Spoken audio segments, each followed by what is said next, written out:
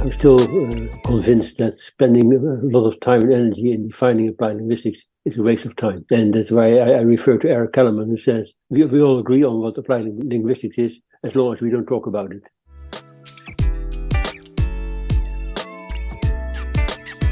The main strength, in my view, would be that applied linguistics is a field that's sort of bordering on many other disciplines, right? It has basically no core of itself, but it's by lending things from other fields and combining them, evaluating them, and reshaping them, that applied linguistics can play a role, whether it's in education or whether it's in healthcare or all the various fields you can imagine.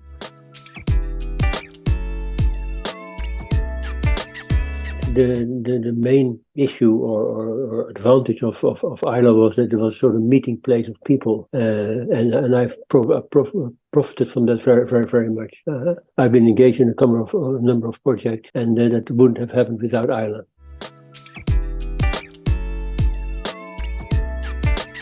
There are a couple of issues. One is the position of English in the world. I did a book on that with Margie Burns, with Routledge, and that cooperation came out of AILA because it involved people from Belgium, from Austria, from Finland, and from the Netherlands, among other places. So without AILA, that project wouldn't have existed. But the other theme is of course the bilingual lexicon, which was a sort of a treasured topic for quite a long time, but as we've seen, it's now fading more or less, the interest in that.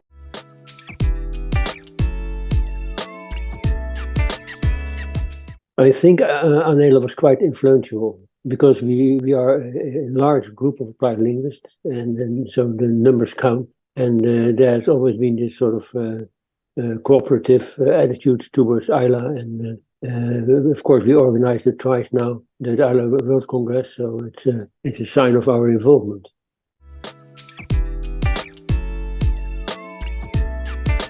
I think it's very useful because you have to sort of deal with things for your constituency, and with all the well-intended trends to move AILA in other directions. Going to Singapore, going to China, going to different other places, Australia twice. That was not into the advantage of all the membership.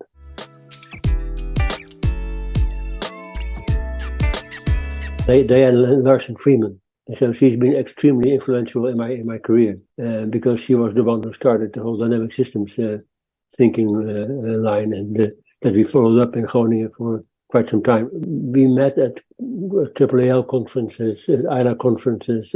It's not a single event, but it's seeing each other regularly that provides the basis for collaboration.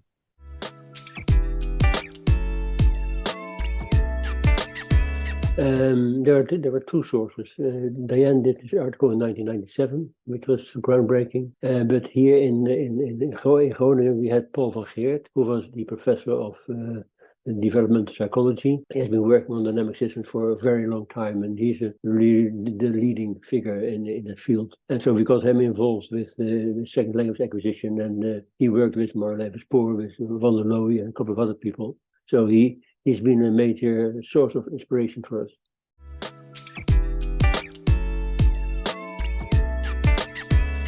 We started a project on a very simple task, a word naming task, where you sit in front of a screen and you see the letter and you have to say the word in English and in Dutch. And we had 200 words in Dutch and 200 in English. And we tried to find someone who would be willing to do the test a number of times, and that turned out to be very difficult. So then I offered to be the subject myself. So that sort of got out of hand, and so 17 years later and 65 sessions later.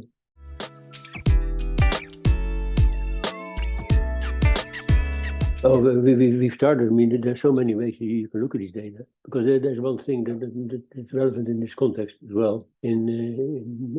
Some 12 years ago, I was diagnosed with Parkinson. So the time of the measurement over a long period of time was also during this time that my diagnosis was given. So we can see on the basis of the lexical decision data how the disease developed in time in the brain.